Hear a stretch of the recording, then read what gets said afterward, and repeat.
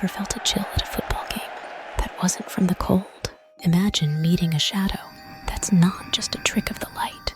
Join us as we uncover a spooky story of eerie encounters at a high school. Get ready to question what lurks in the darkness.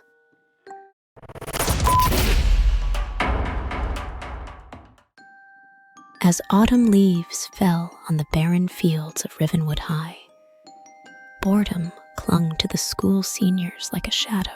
Their eyes, glazed with dreams of freedom, often wandered to the clock, counting down to the next big game. Football was the heart of this town, thumping with a rhythm that brought even the most indifferent teen to life. Friday rolled in, lazy as a cloud in a summer sky. In a classroom where textbooks lay forgotten, Alex and his friend, JJ, cooked up a plan. Their eyes met, mischief in the air, as they texted Kayla and Ashley. Game tonight? Simple, casual. The plan snapped together as seamlessly as pieces of a well-worn puzzle. Underneath the bleachers, JJ fumbled with some Four Loko cans, his hands steady despite the buzz of risk. They poured the forbidden fizz into water bottles, smirks spreading across their faces. Cheers to us, they thought, unaware of how those drinks would color the night. The game began. A routine fanfare under the Friday night lights, yet the usual triumph was missing. Their team, once warriors, now stumbled like mere mortals across the field. The score gap widened, and one by one, the crowd thinned. But our seniors? They stayed, their spirits undampened by the looming defeat. As the final whistle blew, the stadium lights flickered off, surrendering to the darkness. Only the moon witnessed the four figures descending the bleachers, their laughter a stark contrast to the somber sky. They laid on the field, stars winking from above, the night young at 10 p.m. Let's dare the woods. JJ's voice cut through the darkness, half challenge, half thrill. Kayla and Ashley hesitated, the tree line a silhouette of haunting possibilities, but they followed. The promise of adventure louder than their fears. The woods welcomed them, a torn fence their gateway to the unknown. They walked through thick plants that grabbed at their clothes, as if hands were reaching out for them. JJ, with a conspirator's grin, motioned to hide into the bushes. Their plan to spook the girls, simple but effective. They hid, muffled giggles betraying their position, until JJ's hand clamped onto his friend's arm, his eyes wide. Look, he whispered. There, in the moon's meager light, a black figure loomed, tall, too tall, its presence an oppressive weight in the silence. Then, a woman's voice, a cold whisper that clawed at their courage. You shouldn't be in here. The figure seemed to be getting bigger and closer, very quickly.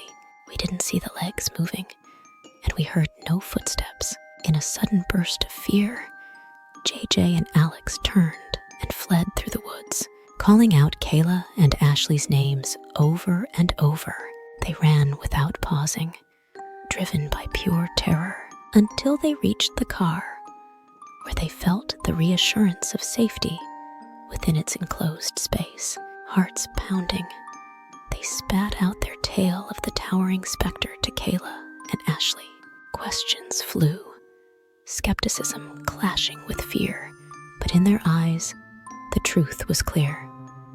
They were not alone in those woods, and as they drove away, the moon did little to chase away the darkness that had settled in their hearts, a prelude to a summer that would stitch the nocturnal encounter into the very fabric of Rivenwood High. The summer heat did little to thaw the chill that lingered from that night in the woods. Alex found himself roaming the same halls he had once dominated as a senior, now a custodian at Rivenwood High. The classrooms were empty, the laughter and chaos of school days replaced by an echoing silence that seemed to hold its breath.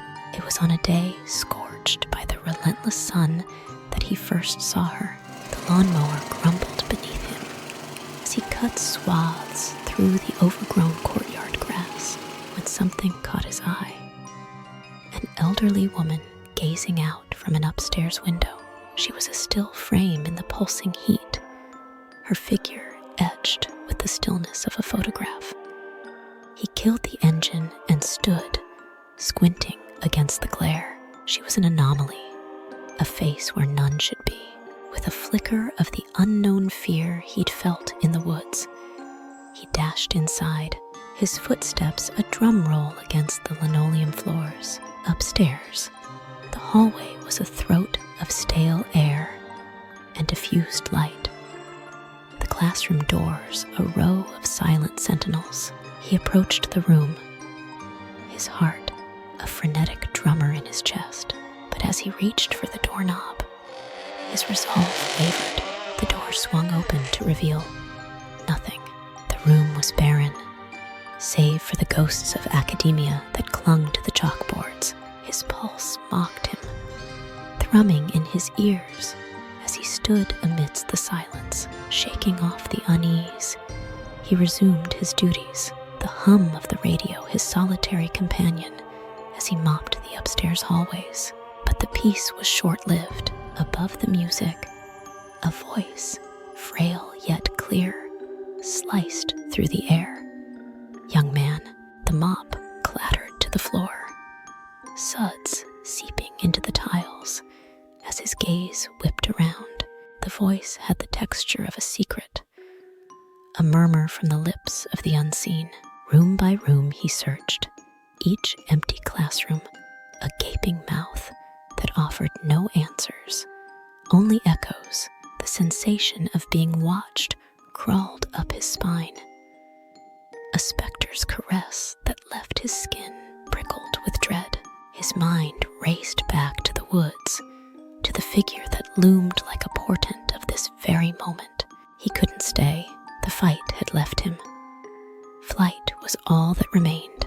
He bolted downstairs, his words tumbling out to his boss in a chaotic symphony of fear and disbelief. "Someone's up there!" I heard a voice with a patience that seemed to mock his terror. His boss accompanied him back to the source of his fear, but the classrooms remained stubbornly empty. The silence, a verdict against his sanity. "Go home, take the day off," his boss advised, an unspoken question mark hanging at the end of his sentences. Alex couldn't argue. He left, the school's corridors imprinted in his mind, a haunting he couldn't shake, the spectral woman in the woods. And now, this voice in the halls seemed to him a grim tapestry, their threads woven by a hand unseen. As summer wore on, the sun traced its path across the sky, indifferent to the shadows that now stalked his days. The math hallway, once just another part of Rivenwood High, became a place to avoid, its angles and equations now holding a more sinister summary. He tried to tell himself it was just the exhaustion, the trickery of an overworked mind. Yet, deep down, where the rational light of day seemed dim and distant, he knew he had brushed against something not of this world. And it was a feeling he could not forget. Summer waned, each day peeling back a layer of the bright veneer to reveal a deepening dusk within the corridors of Rivenwood High. Alex's steps became a careful choreography, a dance designed to evade the one place that had become the heart of his unease, the math hallway. The events in the woods had etched themselves into his memory with the permanence of shadow, the figure that stood among the trees, an unsolved riddle that had burrowed into his thoughts. But it was the ethereal woman's voice within the hallowed halls of learning that transformed his job into a daily confrontation with the inexplicable. He could not reconcile the towering specter with the disembodied voice, yet instinct whispered of a singular essence behind them both.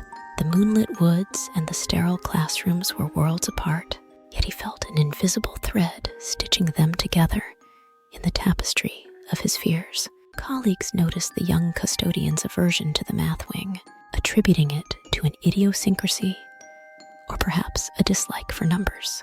But within him, the belief in the ghost, a word that tasted of superstition yet seemed the only fit, grew roots.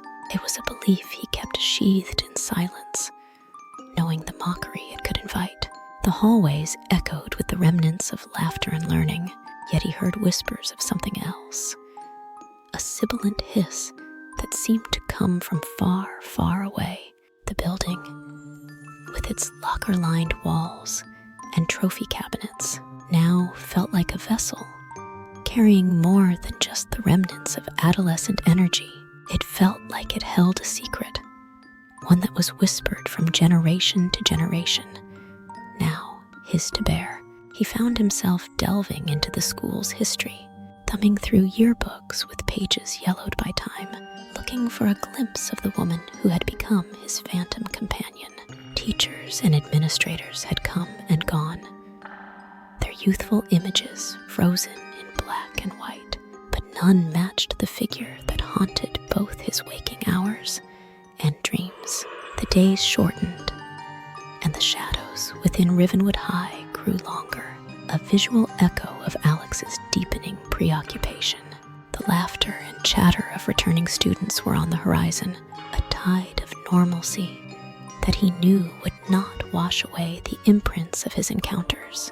As the summer drew to a close, Alex stood once more at the threshold of the math hallway, the weight of the invisible and the unexplained heavy upon him. He pondered the connection between the silent woods and these silent halls, between the figure that stood so still and the voice that reached out from the void. In the silence, there was a feeling of being on the cusp of understanding, as though the school itself held its breath, waiting for the veil of mystery to lift. But the truth remained shrouded, the connection a puzzle missing pieces, leaving him and the audience wondering whether the specter in the woods and the phantom in the school were two shadows of the same haunting, or if the corridors of Rivenwood High were merely echoing with the ghosts of his own mind.